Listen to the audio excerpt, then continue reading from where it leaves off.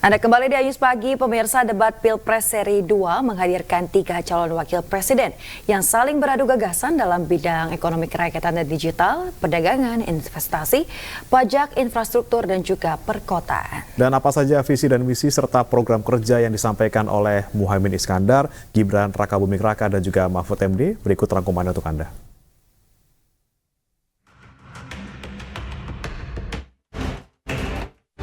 Debat Pilpres Seri 2 digelar di Jakarta Convention Center, Senayan, Jakarta Pusat, Jumat malam. 3 kandidat cawapres yakni Muhaimin Iskandar, Gibran Rakabuming Raka, dan Mahfud MD hadir didampingi para capres, yakni Anies Baswedan, Prabowo Subianto, dan Ganjar Pranowo. Dalam paparan visi, misi, dan program kerja, cawapres nomor urut 2, Gibran Rakabuming Raka, menekankan narasi besar terkait kesinambungan, percepatan, dan penyempurnaan pembangunan, termasuk IKN yang dipandang sebagai titik ekonomi baru sekaligus membuka lapangan kerja. Kita lanjutkan juga pemerataan pembangunan yang tidak lagi Jawa sentris. Pembangunan IKN yang berkelanjutan ini akan membuka titik pertumbuhan ekonomi baru, akan membuka akses dan juga konektivitas, sekaligus membuka lapangan kerja. IKN ini bukan hanya saja membangun bangunan pemerintahan, tapi juga sebagai simbol pemerataan pembangunan di Indonesia. Cawapres nomor urut 3, Mahfud MD, menguraikan soal target pertumbuhan ekonomi sebesar 7%. Untuk mewujudkannya, harus ditempuh langkah tegas melawan korupsi dan inefisiensi di berbagai sektor, terutama konsumsi, investasi, dan ekspor-impor. Hanya karena kebodohan kita ini tidak bisa menaikkan pertumbuhan ekonomi menjadi 7% karena kita ini kaya raya dengan sumber daya alam dan sumber daya manusia yang hebat. Masalahnya apa? Masalahnya banyak korupsi dan inefisiensi di sektor-sektor pertumbuhan ekonomi, yaitu di sektor konsumsi, belanja pemerintah, ekspor impor, dan investasi. Jadi dengan demikian karena banyak korupsi, dan itu memang betul terjadi. Coba lihat, berdasar hasil SIGI, Transparansi Internasional, korupsi terjadi di lembaga legislatif, eksekutif, dan yudikatif secara besar-besaran. Korupsi juga terjadi di 3 metra alam kita ini. Kita menginjak bumi, ada korupsi di tanah dan pertambangan. Kita ke laut, ada korupsi di masalah kelautan. Kita melihat udara, pesawat terbang kita, ternyata di udara juga banyak korupsi. Sementara itu, Cawapres nomor urut 1, Muhaimin Iskandar, berjanji melanjutkan bantuan sosial plus untuk mendongkrak daya beli masyarakat. 5% APBN juga dialokasikan khusus untuk kaum muda.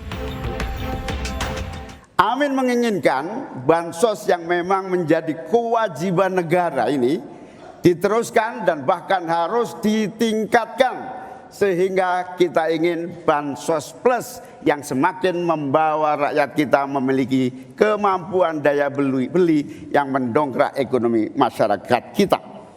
Insya Allah, Amin akan memastikan 5% anggaran dari APBN atau sekitar 150 triliun kita khususkan untuk kaum muda Indonesia.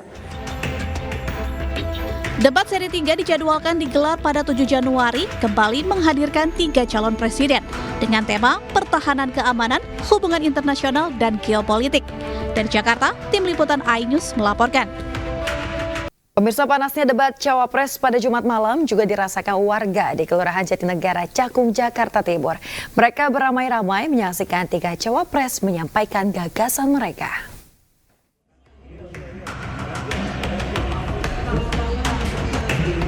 Debat kedua Capres-Cawapres Pemilu 2024 berlangsung cukup panas di JCC Jumat malam kemarin. Suasana yang sama juga dirasakan warga di Kelurahan Jatinegara, Cakung, Jakarta Timur. Mereka bersama-sama menonton jalannya debat yang ditampilkan di layar proyektor. Mengenakan kaos dukungan untuk Ganjar Mahfud, mereka antusias menyimak para cawapres saling beradu gagasan. Hadir bersama warga, Caleg DPR RI Dapil DKI Jakarta 1 Partai Perindo, Aiman Wicaksono menekankan pentingnya pemberantasan korupsi untuk pembangunan bangsa. Jakarta, bahkan di luar Jawa, tentu ini menjadi perhatian. Kalau korupsi bisa ditekan seminimal mungkin, bahkan bisa dihilangkan ya, maka ratusan triliun rupiah, sekali lagi ratusan triliun rupiah bisa kita selamatkan. Dan itu hanya bisa dilakukan dengan komitmen kuat, yakni komitmen Ganjar Mahfud. Saya yakin itu karena Pak Mahfud sudah terbukti, sudah teruji dari rekam jejaknya menyelamatkan uang negara 701 triliun rupiah. Antusiasme warga tak berkurang sedikit pun meski harus nonton bareng di tengah suasana yang sangat sederhana. Semangat dukungan untuk pasangan Ganjar Mahfud tidak surut meski mereka tak hadir langsung di JCC. Dari Jakarta, Jen Cahyani, Pandu Priyo, iNews melaporkan. Ingin memberikan semangat kepada Capres-Cawapres nomor urut 3 Ganjar Mahfud, para driver ojek online yang tergabung dalam komunitas ojek online Indonesia Dukung Ganjar turut hadir ke tempat debat kedua Pilpres di JCC Senayan, Jakarta. Saat tiba di JCC, pemirsa, Ganjar yang mengenakan pakaian adat Rote NTT menyapa para driver ojek online bersama dengan para relawan lainnya. Para driver ini juga langsung memberikan yel-yel sebagai bentuk dukungan kepada Ganjar Mahfud. Perwakilan komunitas ojek online Indonesia Dukung Ganjar, Risnandar, mengatakan mereka akan selalu berada di belakang pasangan Capres-Cawapres nomor urut 3 Ganjar Mahfud.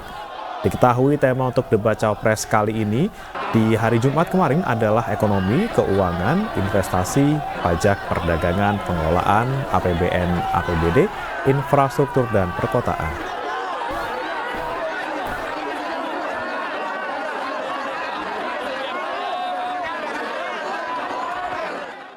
Pemirsa, berbagai kegiatan menyasar kalangan milenial dan juga Gen Z diadakan para relawan Capres-Cawapres nomor urut 3 Ganjar Pranowo Mahfud MD di tanah air. Mereka menggelar diskusi peran dan juga urgensi keterlibatan pemuda di Pilpres 2024, kegiatan sosial dan juga mengajak generasi muda untuk melestarikan kebudayaan daerah.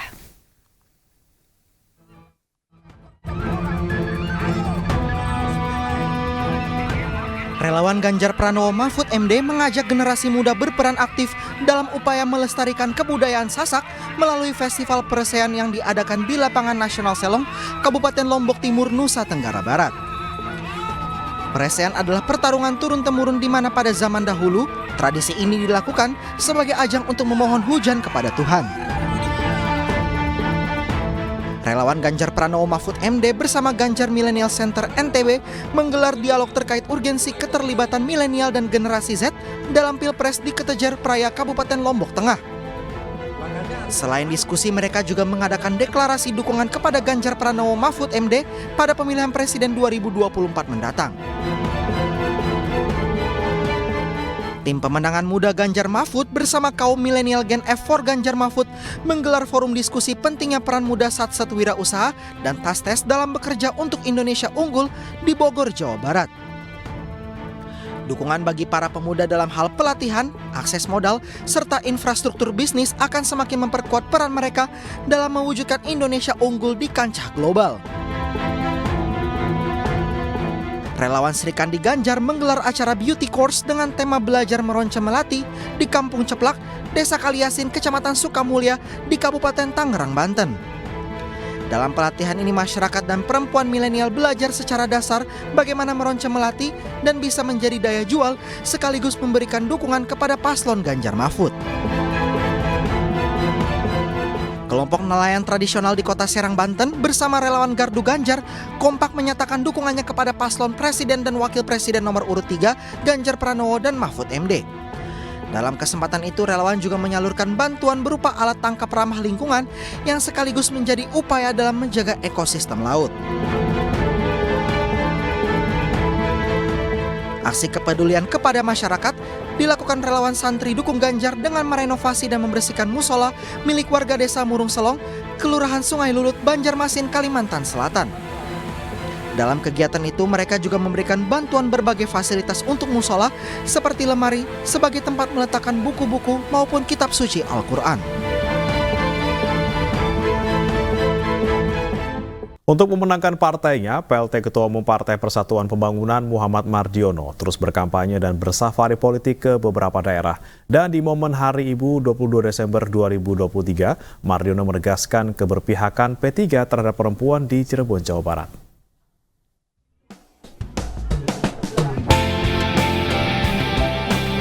Muhammad Mardiono bertemu dengan kaum ibu-ibu yang ada di Kelurahan Sunyaragi, Kecamatan Kosambi, Cirebon, Jawa Barat, Jumat siang.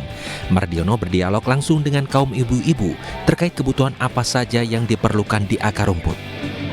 Dalam safari politiknya yang bertepatan dengan perayaan Hari Ibu, Mardiono menyebut Partai Persatuan Pembangunan telah menempatkan kaum perempuan untuk keterwakilan sebesar 35%. Selain memperjuangkan rakyat, juga memperjuangkan para kaum perempuan. P3 sendiri dalam kampanye nasional membawa 3 agenda besar, yaitu kerja mudah, harga murah, dan hidup berkah.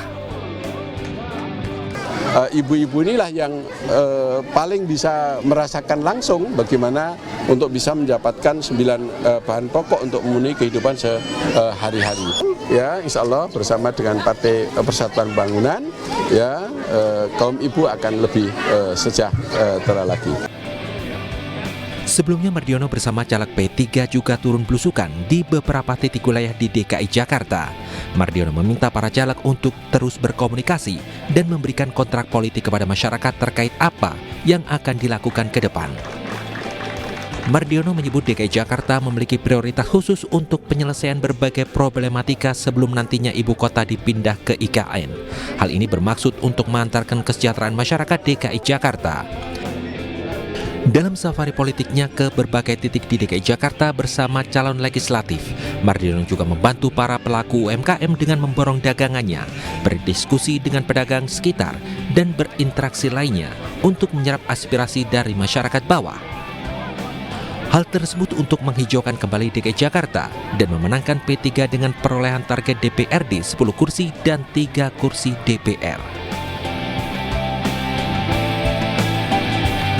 Pemirsa, lagi-lagi viral di media sosial adanya iklan kampanye yang dipasang di area pos polisi. Kali ini iklan kampanye berada di Pos Lantas Semanggi, Jakarta.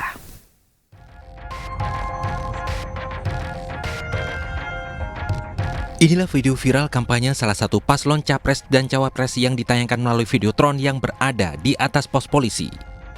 Dalam video berdurasi 12 detik, videotron yang melekat dengan Pos Lantas Simpang Susun Semanggi tersebut berisi iklan kampanye salah satu pasangan calon presiden dan wakil presiden Prabowo Gibran. Semanggi nih, Semanggi. Pihak pengelola videotron menyatakan bahwa iklan tersebut merupakan iklan berbayar yang tidak terkait dengan pihak kepolisian. Kami pure pengusaha, tidak ada kaitan dengan Polri atau apapun, tapi kami pengelola advertising itu memang adanya di salah satu tempat yang dimana dipergunakan untuk satu institusi Polri.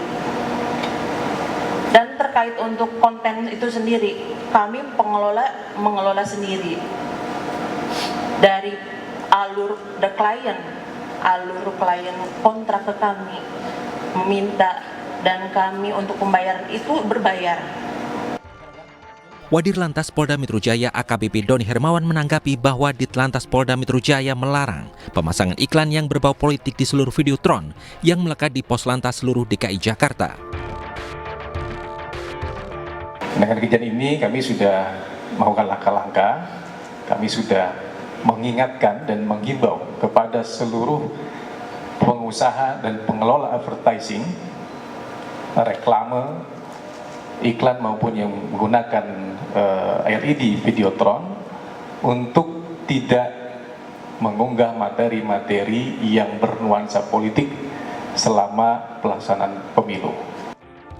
Pemasangan spanduk dan videotron yang berisi materi kampanye di sepanjang Jalan Tamrin dan Sudirman merupakan tindakan yang dilarang oleh Bawaslu DKI Jakarta.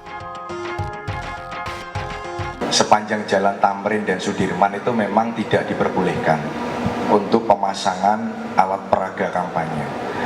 Baik yang sifatnya konservatif, konvensional ya, misalkan baliho, spanduk, maupun yang digital. Ya ini kan yang terpasang terpasang itu adalah videotron, maka itu secara digital. Maka kami sedang menelusuri, tadi sebelum ke sini juga kami sudah mengecek di lokasi, memang itu betul di Simpang Semanggi kan masuk area Jalan Jenderal Sudirman ya. Kini pihak Bawaslu DKI Jakarta akan menelusuri pihak pemasang video kampanye salah satu calon pasangan Capres-Cawapres di Pos Lantas Semanggi, Jakarta. Semanggi nih, semanggi. Dari Jakarta, Helmi Sajangpati, iNews melaporkan. Sebelumnya baliho kampanye pasangan Prabowo Gibran juga ditemukan di Rumah Sakit Bayangkara, Serang, Banten. Kasus serupa juga ditemukan di atas pos polisi persimpangan Pacing, Kabupaten Mojokerto, Jawa Timur.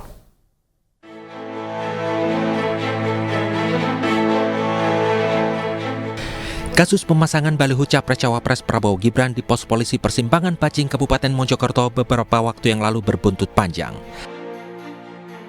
Badan Pengawas Pemilu Kabupaten Mojokerto mengecam dan merasa dirugikan dengan cuitan di media sosial X milik Humas Polda Jawa Timur. Dalam cuitan tersebut, Humas Polda Jawa Timur mengklaim jika baliho paslon nomor urut 2 itu sengaja dipasang oleh Bawaslu Kabupaten Mojokerto. Akibatnya hal itu viral di media sosial dan warganet menduga Bawaslu tidak netral dalam Pilpres 2024. Padahal Bawaslu Kabupaten Mojokerto tidak pernah memasang baliho tersebut dan menuntut Polda Jawa Timur meminta maaf secara terbuka. Atas tuduhan dari Humas Polda Jawa Timur bahwa Bawaslu yang melakukan pemasangan ATK berbentuk baliho milik paslon calon nomor urut 2 yang terdapat di atas pos pantau polisi lalu lintas di pertigaan Desa Pacing, Kecamatan Bangsal, Kabupaten Mojokerto ini, Bawaslu Kabupaten Mojokerto melalui Bawaslu Provinsi Jawa Timur meminta kepada Kepala Polda Jawa Timur atau Kapolda untuk 1. Meminta maaf secara resmi kepada Bawaslu Kabupaten Mojokerto. Sebelumnya baliho Prabowo Gibran terpasang di atas pos polisi persimpangan Pacing, Kabupaten Mojokerto. Baliho tersebut sempat viral di media sosial hingga akhirnya Bawaslu Kabupaten Mojokerto menurunkan poster tersebut karena dianggap melanggar etik. Ini di Rumah Sakit Bayangkara Polri nih. Sementara itu, baliho pasangan Prabowo Gibran juga ditemukan terpasang di Rumah Sakit Bayangkara Provinsi Banten. Diduga alat peraga kampanye ini dipasang oleh sayap relawan Prabowo Gibran. Poster spanduk itu terpasang di pagar dan dinding Rumah Sakit Bayangkara yang merupakan milik Polri. Dalam video yang beredar, perekam video ini meminta polisi, KPU dan Bawaslu untuk menurunkan alat peraga kampanye tersebut. Tim Liputan iNews melaporkan. Pemirsa, Gerakan Pemuda Islam melaporkan Menteri Perdagangan Zulkifli Hasan ke Barreskrim Polri Jakarta Selatan pada Jumat sore. Zulhas dilaporkan atas dugaan penistaan agama. Ya, pemirsa, berbekal sejumlah alat bukti, sejumlah anggota Gerakan Pemuda Islam GPI mendatangi gedung Barreskrim Polri Jakarta. Kedatangan mereka untuk melaporkan Menteri Perdagangan yang juga merupakan Ketua Umum Partai Amanat Nasional Zulkifli Hasan. Zulhas dilaporkan atas dugaan penistaan agama dalam pernyataannya dalam sebuah acara yang kemudian viral di media sosial. Korelasikan kembali dengan hadis yang diriwayatkan oleh Bukhari bahwa sholatlah sebagaimana kalian melihat sholatku, maka sudah barang tentu Rasulullah dalam sholatnya itu tidak menggerakkan 2 jarinya atau 3 jarinya atau 4 jarinya. Nah, itulah kenapa sehingga kami berpandangan bahwa Bapak Zulkifli Hasan selaku Menteri Perdagangan. Sebelumnya, pemirsa, Forum Umat Islam Bersatu gelar aksi unjuk rasa mendesak Polri menangkap Ketua Umum PAN Zulkifli Hasan karena dinilai telah menistakan agama. Dengan membawa spanduk bertuliskan "Tangkap Penista Agama Zulkifli Hasan", Forum Umat Islam menggelar aksi unjuk rasa di depan Gedung Museum Mabes Polri, Trunojoyo, Jakarta Selatan. Dalam orasinya, FUIB meminta Kapolri segera menangkap Menteri Perdagangan Zulkifli Hasan karena dinilai telah menistakan agama.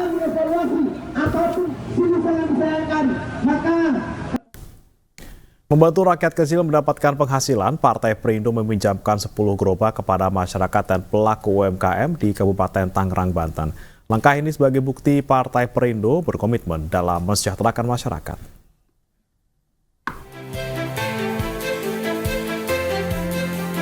Ketua Umum Partai Perindo Haritanu Sudibyo menyerahkan langsung 10 gerobak pinjaman dari Partai Perindo kepada masyarakat yang membutuhkan di Kabupaten Tangerang, Banten.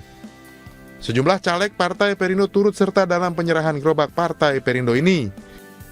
HT berharap keberadaan gerobak Partai Perindo bisa menumbuhkan ekonomi baru untuk pembangunan bangsa. Gerobaknya kita ganti dengan gerobak yang baik. Harapannya adalah mereka bisa makin berkembang, makin sukses, pendapatannya makin besar, sehingga kehidupan rumah tangga mereka bisa lebih baik. Ini adalah perjuangan daripada Partai Perindo bagaimana mempercepat peningkatan kesejahteraan rakyat kecil khususnya. Kalau ini bisa masif secara nasional, maka Indonesia pasti lebih cepat maju. Ya, semoga makin maju, semakin jaya buat Perindo. Semoga buat yang lainnya makin sukses terus, buat ngebantu masyarakat yang lainnya. Terima kasih buat Partai Perindo udah membantu buat usaha. Semoga semakin maju, sukses. Tidak hanya pinjaman gerobak, Ketua Umum Partai Perindo Haritanu Sudibyo juga meluncurkan Misty Cannon Truck yang diinisiasi oleh caleg Partai Perindo. Misty Cannon Truck akan membantu mengatasi polusi udara di Kabupaten Tangerang khususnya. Kalau untuk truk Canon Misty ini memang untuk seluruh masyarakat karena fungsinya sendiri adalah untuk menetralisir udara yang berpolusi menjadi udara yang segar. Jadi memang saya mengkontribusikan ini untuk Partai Perindo agar manfaat Perindo itu langsung berimpact ke masyarakat. Misty Cannon Truck menjadi bukti Partai Perindo dalam memperjuangkan kualitas udara yang bersih bagi masyarakat. Dari Kabupaten Tangerang, Banten, Aimarani Esra Ambarita, Fakih Satrio, iNews melaporkan.